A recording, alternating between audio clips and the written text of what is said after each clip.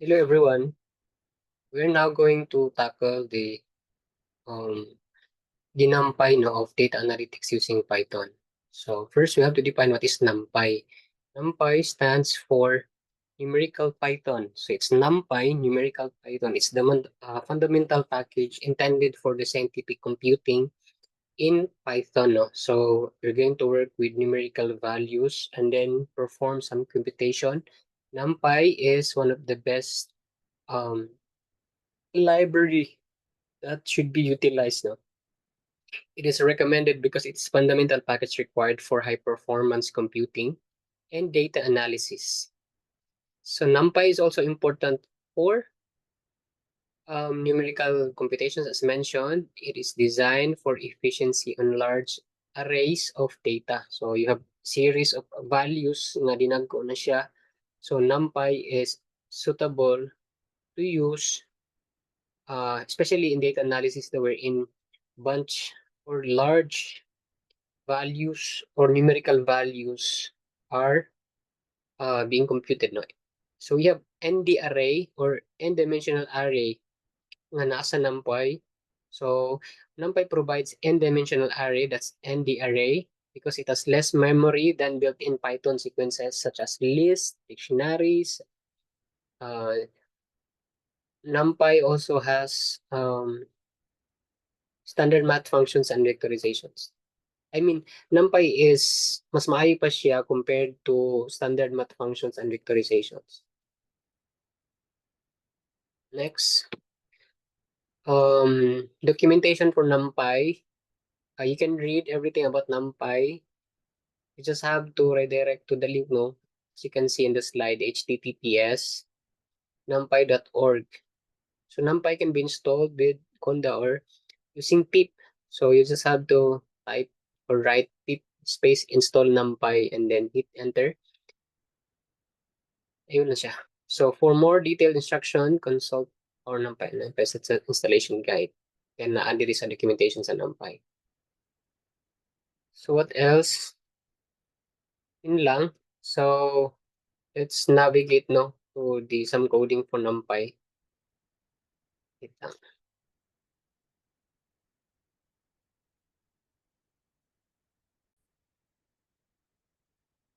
So let's run our Jupyter notebook no.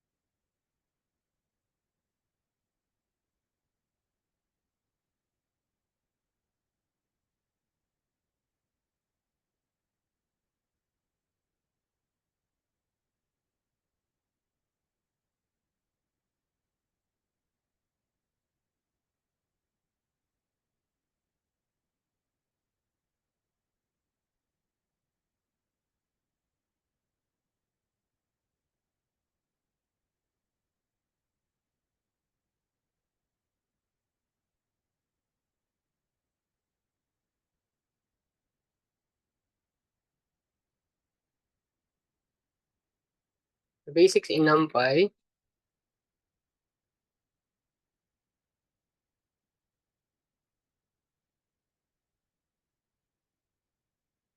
Just have to put some heading no. So first, you have to import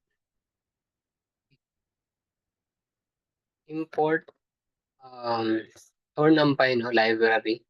So we have our NumPy as by convention NP is our ang atong object sa NumPy no. So we'll have to create an array no sa atong NumPy and then we'll have to specify the elements and its data type and the data type. So first, sample we have A or NumPy, so that's NP that array. So NumPy array. Open and close. So it's a function no, that will create NumPy. Ayun. So if in case we don't know what would be the parameter or the values for our function, so open and close. sa sulod sa atong din kaning sa open and close parenthesis bitaw, we're going to hold shift tab. So makita nato dire ang iyang um okay, somehow suggestion no na intelligence niya. So for array function for numpy, nasa yung mga available na docstring, I'm sorry, object daw, specify nato yung data type, copy order, not necessarily nga ato siyang um, i-fill in tanan. Pero pag i-dot na to ni siya itab, makita na to ni taran nga unsa ang mga available nga mga properties or attributes including the functions nga naa sa NP. So we have append, kani siya, arcosine, daga na siya. Pero ang ato karon is atong toyo is we're going to create an array. So it's array. Basically an array. Element of PQ R double R. So ayun siya. Diba? Hit enter, open and close. And then first ako no, specify na to ang value. So we have 1, 2, 3. So wala na siya ikuha no, it's numerical values. And then the data type. Data type. So unsa ang iyang data type ani whole number man ni siya? It's integer 32-bit. Ayan, int 32. And then this is our tawag nito, one-dimensional array. So comment lang ta, one-dimensional array. So print A. Yun. Syntax error because NP expression can contain assignment, perhaps you meant exactly equal. Wait lang. Oh yeah, sorry. So it's ano naman wait lang. Yun. D-type. Ah yeah, D-type is equal to ano nangyari? Ba't ano nag-function mo ko diri? Anong gi-function ako si D-type? Sa D-type is equal. Yun. So 1, 2, 3 ang atong one-dimensional array values no. And then pwede po ta mag-create of sa man floating point, di ba? 2.5, 2.13, 2.0, and then the data type is float. Let's be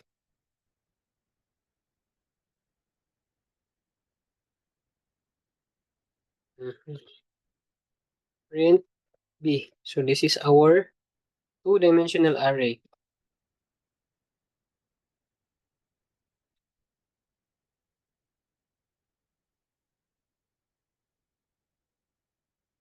Two-dimensional array.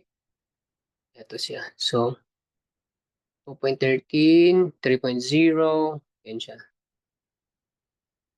Oh, no, this is just one-dimensional array. Dalawa pala yung ano natin sa two-dimensional array. So, dalawa supposedly, it's two-dimensional array with the same size na.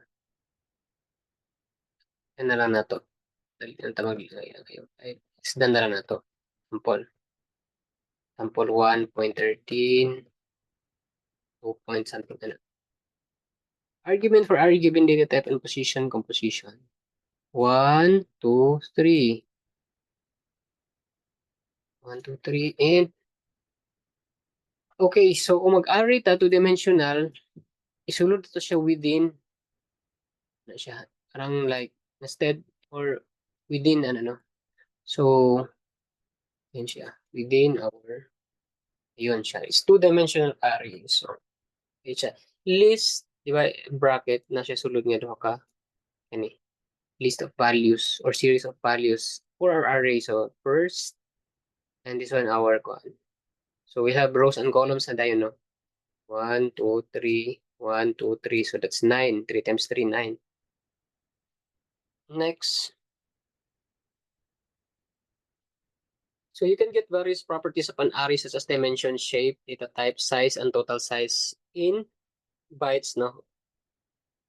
Di ba na tayo doon ka-array nga i-create? So kung ito ipa-display yung dimension, kaya ka nag-ingon man ta nga atong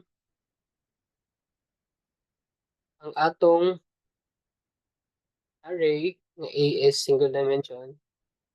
So we'll have to what?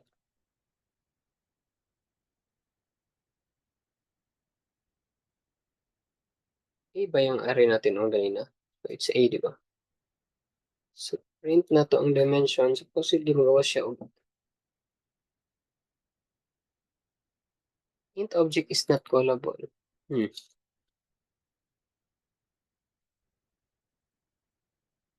naman. So in-dimensional array print A bagay atong kuan. So A print blah blah blah in-dimensional.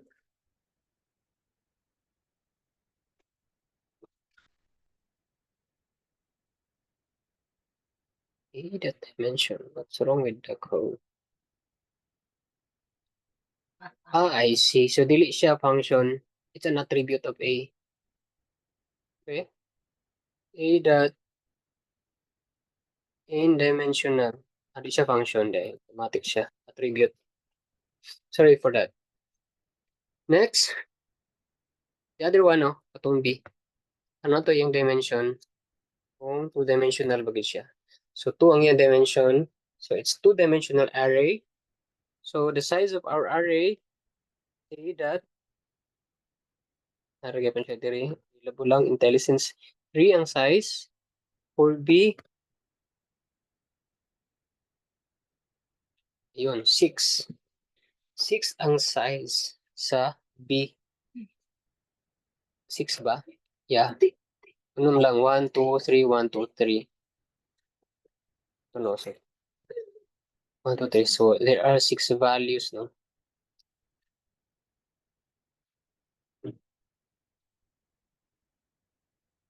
Accessing and modifying arrays. How are we going to do that? Accessing and modifying arrays.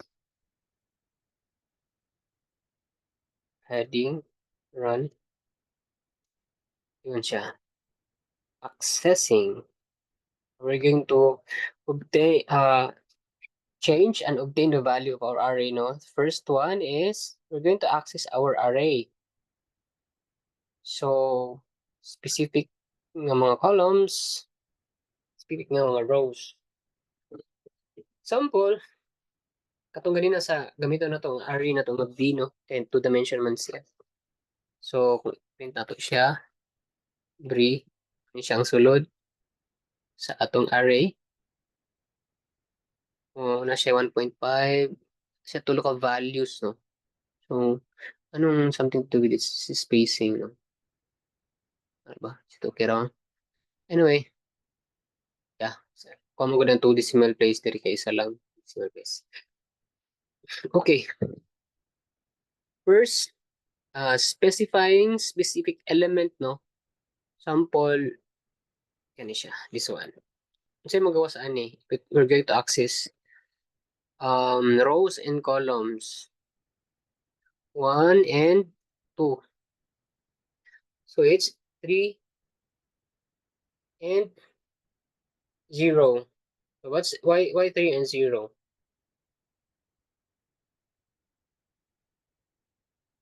Sa rows and columns ni siya, 1. So 1 nga rows, 0 row, 1 nga row. So naa siya diri nga 1 nga row. So naa siya sa column na yun. Column 0, column 1, and column 2. So this one. So mo ni siya ang refer. So